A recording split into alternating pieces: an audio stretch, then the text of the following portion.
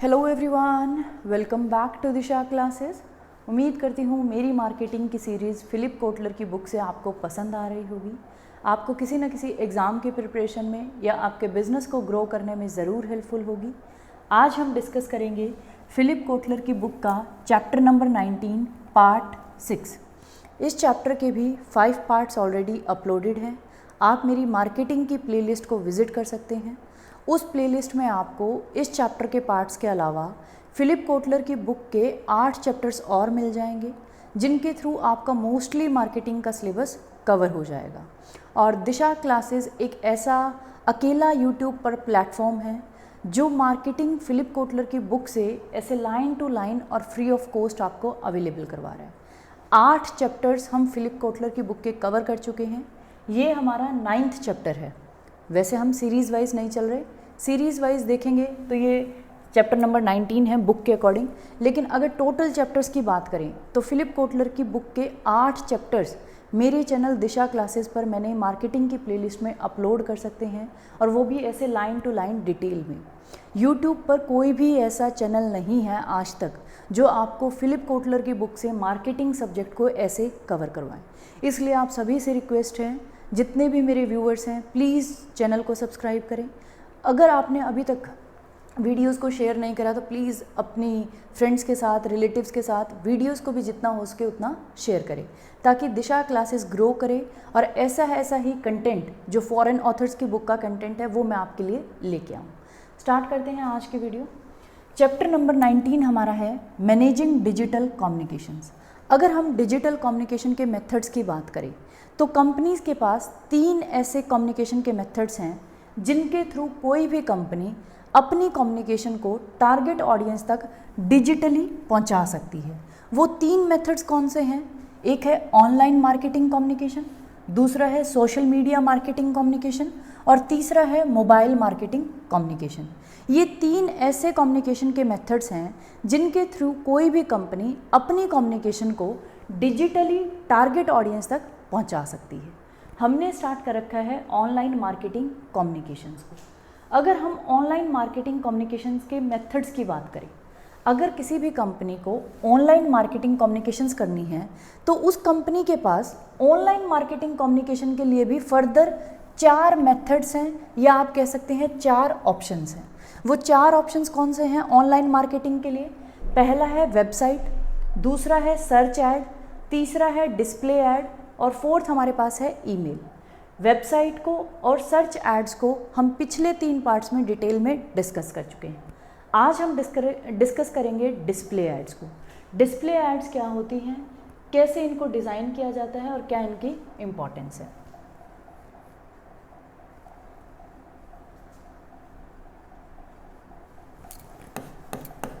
Display ads और banner ads, इनको banner ads भी बोला जाता है।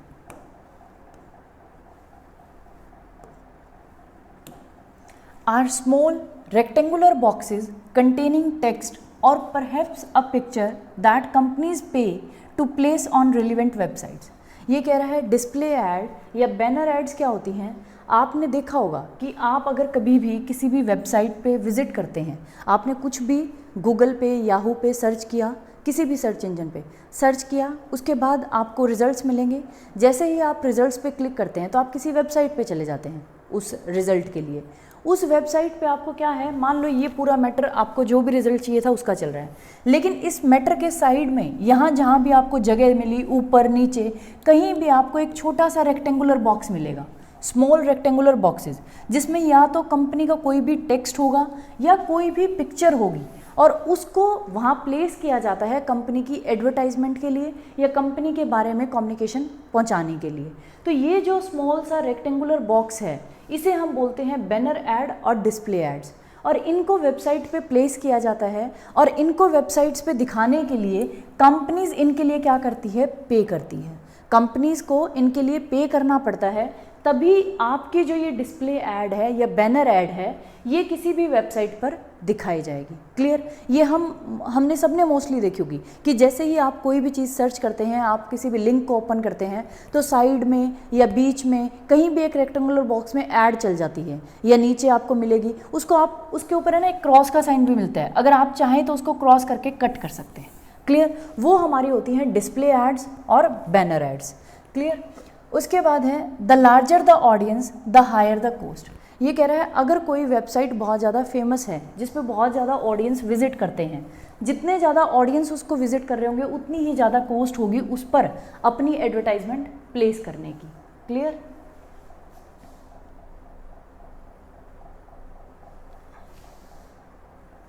The larger the audience the higher the cost. Clear? In the early days of internet, viewers click on 2% to 3% of the banner ads they saw, but as noted previously, that percentage has quickly plummeted and advertisers have explored other forms of communication. ये कह रहा है जब internet नया नया आया था starting में, तो उस टाइम पे जो व्यूवर्स थे वो ऐसा, मतलब अगर हम परसेंटेज की बात करें तो 2 to 3% व्यूअर्स ऐसे होते थे जो हमारी बैनर एड्स पे क्लिक करते थे जब भी वो उनको देखते थे, क्योंकि उस टाइम पे इंटरनेट नया आया था, एडवर्टाइजमेंट नहीं थी, तो व्यूअर्स जैसे ही किसी लिंक को ओपन करते और साइड में जो डिस्प्ले ऐड थी उस पर 2 to 3% व्यूअर्स ऐसे होते थे जो क्लिक कर देते थे। लेकिन अभी प्रीवियसली हमने नोट डाउन किया है कि जो ये परसेंटेज है ये बहुत कम हो गई है। क्यों? क्योंकि एडवर्टाइजर्स ने अब अदर फॉर्म्स ऑफ कम्युनिकेशन को सर्च कर लिया है। क्योंकि पहले डिस्प्ले ऐड बहुत ज़्यादा फेमस हुई क्योंकि उस टाइम इंटरनेट चला था, लेकिन आज के टाइम पे एडवर्टाइजर्स के पास, कंपनीज़ के पास बहुत सारे अदर मेथड्स हैं अपनी कम्युनिकेशन को टारगेट ऑडियंस तक पहुंचाने के लिए। जैसे सोशल मीडिया आ गया है, मोबाइल मार्केटिंग आ गई है, या हम कह सकते हैं ऑनलाइन में आपने देखा होगा ईमेल आ गया है, या वेबसाइट्स आ गई हैं जो बहुत ज़्यादा फेमस होती हैं। हम मोस्टली प्रोडक्ट्स के लिए वेबसाइट्स को ही विजिट करते हैं, तो इसलिए डिस्प्ले एड्स की जो परसेंटेज है देखने की वो आज के टाइम पे कम हो गई है। Given that internet users spend only 5% of their time online actually searching for information, display ads still hold great promise compared to popular search ads. ये कह रहा है अगर हम आज के टाइम पे देखें तो इंटरनेट पे जो यूज़र्स हैं वो अपना 5% ऑनलाइन, जब भी जितनी देर भी वो ऑनलाइन रहते हैं उसका 5% सर्च करने के लिए यूज़ करते हैं। कि अगर हम ऑनलाइन तो हर जगह है, सोशल मीडिया पे भी, वेबसाइट्स पे भी, लेकिन अगर हम ऑनलाइन की बात करें तो जो यूज़र्स ऑनलाइन रहते हैं वो 5% अपना टाइम किसी भी इंफॉर्मेशन को सर्च करने के लिए यूज़ करते हैं, और इसलिए डिस्प्ले एड्स आज के टाइम पे भी बहुत पॉपुलर हैं as compare to search ads. Clear? अब जो अगर हम सर्च एड्स की बात करें तो सर्च एड्स में मैंने कल भी आपको दिखाया था कि भी सर्च एड्स में क्या होगा। जैसे ये देखें,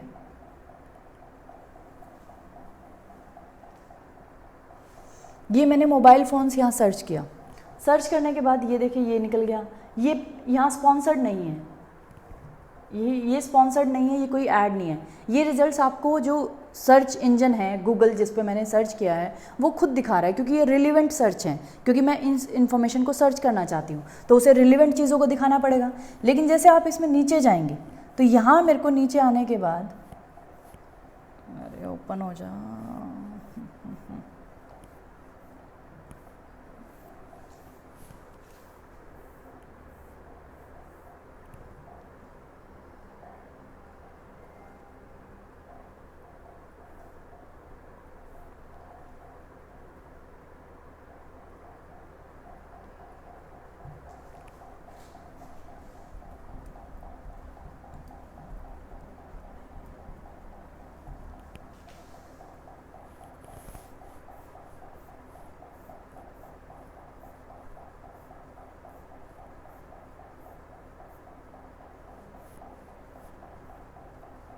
ये देखिए इस पेज पे ना, पूरे पेज पे आपको कोई ऐड दिख ही नहीं रही, कोई भी स्पॉन्सर्ड ऐड नहीं है।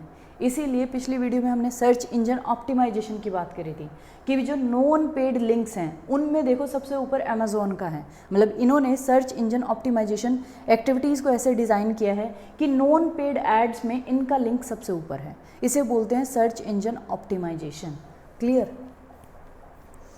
एक एग्जाम्पल मैंने आपको दिखा दिया सर्च इंजन ऑप्टिमाइजेशन का।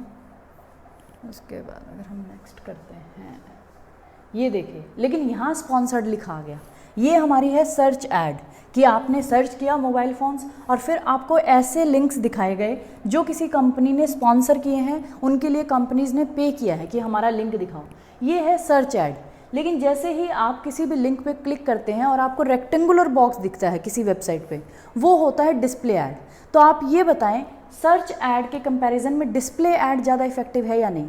क्योंकि डिस्प्ले ऐड में आप कोई वीडियो भी डाल सकते हैं, छोटी सी कोई पिक्चर भी डाल सकते हैं, क्योंकि लिंक पे, सर्च ऐड के लिंक पे क्लिक करना इतना ज़रूरी नहीं है, क्योंकि यहाँ कस्टमर को कुछ नहीं दिख रहा, सिर्फ एक लाइन लिखी हुई दिख रही है, लिंक दिख रहा है। लेकिन डिस्प्ले ऐड में या बैनर एड्स में उसको कोई पिक्चर दिखती है, कोई टेक्स्ट दिखता है, कोई वीडियो दिखती है, तो वो ज़्यादा अट्रैक्टिव है as compare to search add.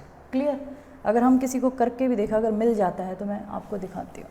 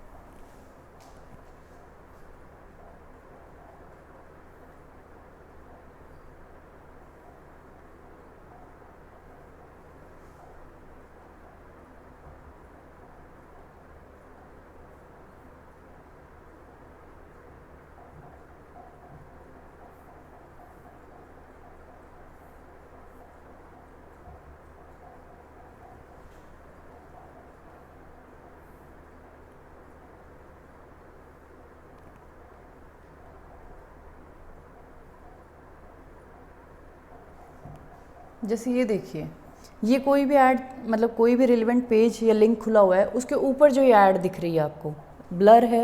वैसे आप सर्च करके देख सकते हैं, नेट नहीं चल रहा मेरा, तो यहाँ आप देख सकते हैं कि ये जो ऊपर रेक्टेंगुलर बॉक्स में आपको दिख रही है, ये क्या है? Display ad. तो यहाँ आपको पिक्चर दिख रही है, वीडियो दिख रही है, या हम कह सकते हैं कोई टेक्स्ट दिख रहा है, तो वो ज़्यादा इफेक्टिव है as compare to search ad, क्योंकि सर्च ऐड में सिर्फ आपको एक लिंक दिखता है वेबसाइट का। क्लियर?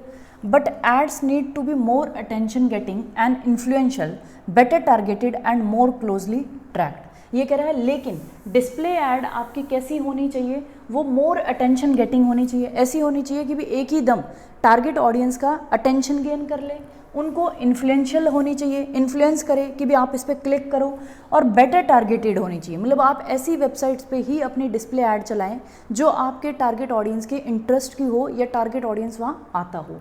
मोर क्लोजली ट्रैक्ड, और मोर क्लोजली ही आपको ट्रैक करना है कि आपकी ऐड कैसा परफॉर्म कर रही है। क्लियर? क्योंकि कल भी मैंने आपको एग्जांपल दिया था, जैसे मान लो इंश्योरेंस कंपनी है, इंश्योरेंस कंपनी की वेबसाइट पे कोई नहीं जाता, तो उनकी वेबसाइट पे नहीं जाता तो उनकी ऐड को कैसे देखेगा? लेकिन वो क्या कर सकते हैं, यूज्ड कार की कोई साइट है जहाँ यूज्ड कार बाय की जाती हैं और सेल की जाती हैं, तो यूज्ड कार की साइट्स पे आप अपनी एक डिस्प्ले ऐड लगा सकते हैं, क्योंकि उस पर लोग विज़िट करते हैं, वहाँ उनको इंश्योरेंस चाहिए, तो आप वहाँ एक अच्छा सा अटेंशन गेन करने वाली, या आप कह सकते हैं कोई भी टेक्स्ट या कोई अच्छी सी वीडियो जिसमें आप दिखा रहे हो कि भी कैसे आप यूज्ड कार का इंश्योरेंस करके उनके बहुत सारे मेंटेनेंस के खर्चे, या हम कह सकते हैं बहुत सारे बेनिफिट्स आप कंज्यूमर्स को दे रहे हैं। तो जो आपकी अटेंशन गेनिंग ऐड हो सकती है वो आप ऐसी वेबसाइट्स पे जा लें जो रिलीवेंट हो, बेटर ऑडियंस को टारगेट कर सके। क्लियर? उसके बाद है interstitials are advertisements often with video और animation that pop up between page changes within a website और अक्रॉस वेबसाइट्स। ये कह रहे हैं इंटरस्टियल्स क्या होते हैं? इंटरस्टियल्स वो एडवर्टाइजमेंट्स होती हैं, उसमें क्या होता है, वीडियो होती है या कोई एनिमेशन होता है जब आप किसी भी वेबसाइट पे विजिट करते हैं और एक पेज से दूसरे पेज पे जाते हैं, जैसे अभी आपने देखा होगा एक पेज पूरा खुला होता है, मैंने नेक्स्ट किया तो एक पेज से मैं क्या जा रही हूँ, दूसरे पेज पे जा रही हूँ नेक्स्ट करने के लिए। तो उसके बीच में जब तक आपकी वो प्रोसेसिंग चल रही होती है ऊपर, तो उसके बीच में आपको दिखता है कई बार कोई वीडियो आ जाती है, कोई एनिमेशन आ जाती है। वो जो एडवर्टाइजमेंट्स होती हैं किसी भी कंपनी की या प्रोडक्ट की, उन्हें हम बोलते हैं इंटरस्टियल्स, क्योंकि वो आपके जब पेज चेंज हो रहा है किसी वेबसाइट पे, एक पेज से आप दूसरे पेज पे जा रहे हैं, तो जो टाइम पीरियड है उसके बीच में दिखाई जाती है। या अगर आप वेबसाइट्स को चेंज कर रहे हैं, एक वेबसाइट से आप उसको क्लोज करके दूसरी वेबसाइट पे जा रहे हैं, तो जितने में वो प्रोसेसिंग हो रही है उसके बीच में कोई एक छोटी सी ऐड पॉपअप होती है, उसे हम बोलते हैं इंटरस्टियल्स। क्लियर? फॉर एग्जाम्पल, एक इन्होंने एग्जाम्पल दे रखा है कि जॉन एंड जॉनसन का जो हेडेक का रिलीवर था वो आता है ब्रोकर की वेबसाइट पे जब भी स्टॉक मार्केट 100 पॉइंट से या उससे ज़्यादा से गिरती है। मतलब जैसे ही उन्होंने क्या एक फिल्ट्रेशन लगा रखा है कि एक स्टॉक मार्केट की वेबसाइट है, वो जैसे ही स्टॉक मार्केट के प्राइजेस 100 या 100 से ज़्यादा पॉइंट से गिरते हैं, तो जैसे ही जॉनसन और जॉनसन बेबी के जो भी ऐड है वो उस वेबसाइट पे दिखाई जाती है। Because consumers find such pop-up ads intrusive and distracting, many use softwares to block them. लेकिन बहुत सारे कंज्यूमर्स को ये जो हमारी पॉपअप एड्स होती हैं ये बहुत इरिटेटिंग लगती है, डिस्ट्रैक्टिंग लगती है या बहुत इंटरफेयरिंग लगती है, इसलिए वो बहुत सारे सॉफ्टवेयर्स का यूज़ करके इनको ब्लॉक भी कर देते हैं। ये एक डिसएडवांटेज है कि आपकी एड्स कंज्यूमर्स को डिस्ट्रैक्टिंग लगती है या बहुत ज़्यादा इरिटेटिंग लगती है, जिसकी वजह से कुछ सॉफ्टवेयर्स की हेल्प से वो उनको क्या कर देते हैं, ब्लॉक कर देते हैं। क्लियर? ये एक डिसएडवांटेज है डिस्प्ले एड्स का।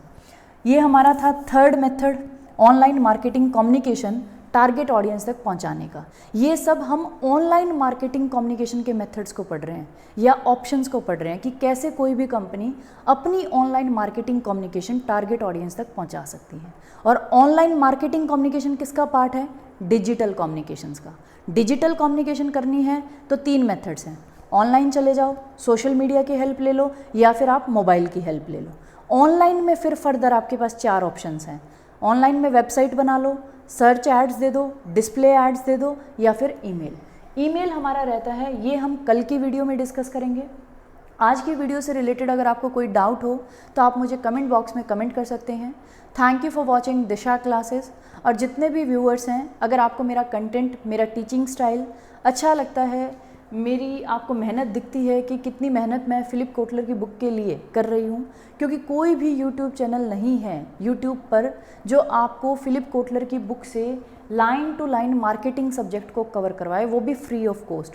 वो आपको बोलेंगे आप हमारे पेड मेंबरशिप ले लें, या आपको बोला जाएगा कि भी आप हमारे कोर्स को ज्वाइन कर लें। लेकिन ना तो मैं किसी कोर्स को ज्वाइन करने के लिए बोलती, ना मैं आपको मेंबरशिप के लिए बोलती। सिर्फ आपको इतना बोलती हूँ कि प्लीज़ वीडियोस को ज़्यादा से ज़्यादा शेयर करें अपने स्टडी ग्रुप्स में, या जो भी सोशल मीडिया आप यूज़ करते हैं, या आपके फ्रेंड सर्कल में, रिलेटिव्स को, जो भी बच्चा मार्केटिंग सीखना चाहता है फ़िलिप कोटलर की बुक से। ये आपको MBA में भी हेल्प करती है, अगर आप UGC नेट एग्ज़ाम के लिए प्रिपेयर कर रहे हैं उसमें भी हेल्प करती है, HTET PGT कॉमर्स की स्क्रीनिंग के लिए अगर आप प्रिपेयर कर रहे हैं तो उसमें हेल्प करती है। UPSC एग्ज़ाम्स में अगर आपका कॉमर्स मेन सब्जेक्ट है तो मार्केटिंग सब्जेक्ट वहाँ से आपसे पूछा जाता है। बैंकिंग की प्रिपरेशन कर रहे हैं तो आपके जो IBPS, PO, SO marketing officer के एग्ज़ाम्स होते हैं उनमें हेल्प करती है। या अगर आप बिज़नेस कर रहे हैं तो बिज़नेस को ग्रो करने के लिए संदीप महेश्वरी सर ने भी कहा है कि भी आपको मार्केटिंग फ़िलिप कोटलर की बुक से पढ़नी चाहिए। In a once in a lifetime आपको एक बार, अगर आप बिज़नेस कर रहे हैं या करना चाहते हैं तो once in a lifetime आपको फ़िलिप कोटलर की बुक से मार्केटिंग सब्जेक्ट को पढ़ना चाहिए। आपके बिज़नेस को ग्रो करने में बहुत हेल्प मिलेगी यहाँ से। तो मैं आपको ये सब चीज़ें फ्री ऑफ कॉस्ट अवेलेबल करवा रही हूँ। ये इस बुक को समझना इतना ईजी नहीं है। जो भी बच्चे इस बुक को पढ़ रहे हैं या पढ़ने की ट्राई की है उन्हें पता है कि भी फ़िलिप कोटलर की बुक से मार्केटिंग सब्जेक्ट को कवर करना इतना ईजी नहीं है। लेकिन मैं यहाँ आपके सामने free of cost line to line detail में हिंदी में, ताकि हर एक बच्चे को समझ आए, जो भी इंडिया का स्टूडेंट है या बाहर के स्टूडेंट है जो हिंदी लैंग्वेज को जानते हैं, उनके लिए दिशा क्लासेस पे ये एफर्ट्स कर रही हूँ। तो इन रिटर्न प्लीज़ वीडियोस को ज़्यादा से ज़्यादा शेयर करें, चैनल को भी सब्सक्राइब करें, क्योंकि बहुत सारे व्यूअर्स वीडियोस को देखते हैं, कमेंट करते हैं, लेकिन उन्होंने अभी तक चैनल को सब्सक्राइब नहीं करा। तो प्लीज़ चैनल को भी सब्सक्राइब कर लें ताकि चैनल ग्रो करे और ऐसा ही कंटेंट और भी सब्जेक्ट्स का मैं आपके लिए लेके आ सकूँ। Thank you for watching Disha classes.